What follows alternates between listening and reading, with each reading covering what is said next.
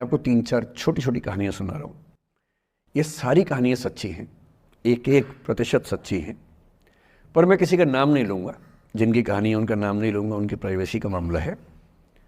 पर हाँ, सच्ची कहानियाँ हैं। अच्छी बात है कि इन कहानियों के किरदार हम लोग नहीं बने, ईश्वर करे हम कभी ना बने, लेकिन कहानियाँ सच्ची हैं। जब मैं दिल्ली आया था 1990 में, मैं हरियाणा के एक शहर से, भिवानी से दिल्ली आया था पढ़ने के लिए। मेरे ड्रीम कॉलेज में हंसराज भी था, पर मेरा संयुक्त से मेरा एडमिशन जाकिर हुसैन में हुआ। मेरे अंक ठीक थे, यहाँ हो सकता था, पर मैं तो नई दिल्ली स्टेशन पे उतरा, बाहर निकला, पता लगा वहीं एक कॉलेज है, वहीं एडमिशन ले लिया मैंने। तो लोगों ने कहा कि यार कैंपस बड़ा अच्छा होता है। मैंने कहा क्या फ़र्क पड़ता है, कॉलेज कॉलेज होता है, छड्डो, यही छड्डो में सिखाने आया हूँ आप लोगों को। ये ठीक है, स्टेशन से निकले वहीं कॉलेज है, मैंने घर जाना होगा तो आराम से कॉलेज से निकल जाएंगे, क्या रखा कैंपस में। पर मेरा एक दोस्त जो मेरे साथ ही आया था उसी शहर से, उसने एडमिशन हंसराज कॉलेज में लिया। मैं और वो स्कूल के डिबेटर्स थे, डिबेटिंग में हम लोग स्कूल टाइम से काफ़ी एक्टिव थे। डीयू में आए तो यहाँ भी एक्टिव रहे। डीयू में मैंने करीब 5 साल डिबेटिंग की और मेरा ख्याल है कि लगभग 300-400 डिबेट्स मैंने जीती होंगी डीयू में, कुछ हरी भी होंगी, लेकिन मैंने खूब डिबेट, वो मेरा दरअसल दाना पानी था, रोजी रोटी मेरी वही थी कॉलेज के दिनों में। घर से पैसे मैं लेता नहीं था, मिलते भी नहीं थे, देना क्या था, मतलब ऐसी स्थिति भी नहीं थी उस समय मेरे घर में कि मिल सके। तो डिबेटिंग मेरा रोजगार था, एम्प्लॉयमेंट था, मेरा उससे काम चल जाता था आराम से। उसका भी चल जाता था, वो हंसराज से था, मैं जाकिर हुसैन से था। हम खूब डिबेट्स में मिलते थे।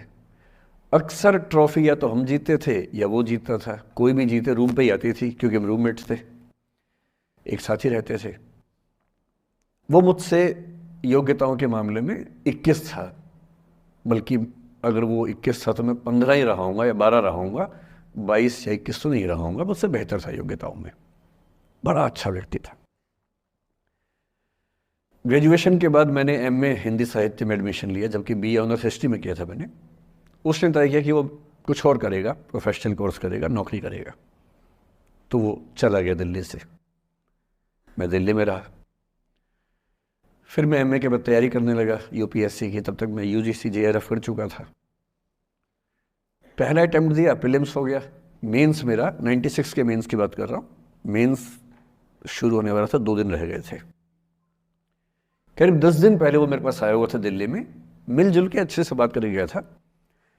उन दिनों उसका एक प्रेम संबंध कहीं हमारी ही एक मित्र के साथ चल रहा था।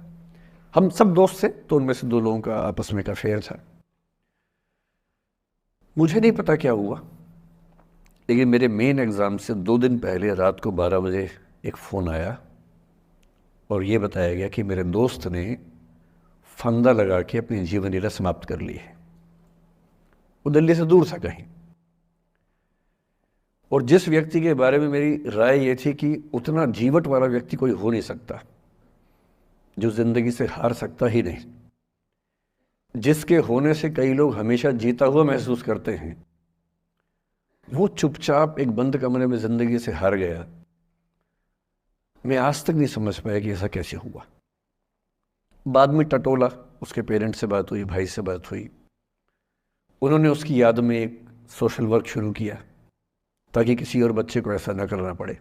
तो जो हल्का हल्का अनुमान हुआ वो है कि शायद कुछ ऐसा था रिलेशनशिप में जो नहीं संभल पाया था,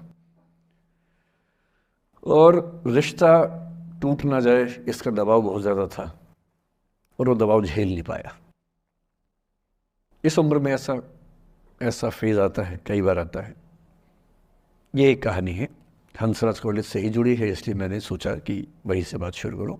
नाम जैसा कि मैंने कहा मैं नहीं बताऊंगा, तो नाम बताने का मतलब भी नहीं। और वो जिसकी मैं कहानी सुना रहा हूँ, आप लोगों के जन्म से पहले की बात है। आप तो सब 21वीं सदी वाले बच्चे होंगे ना, जेन ज़ी होंगे आप सब लोग, तो ये तो बहुत पुरानी बात है।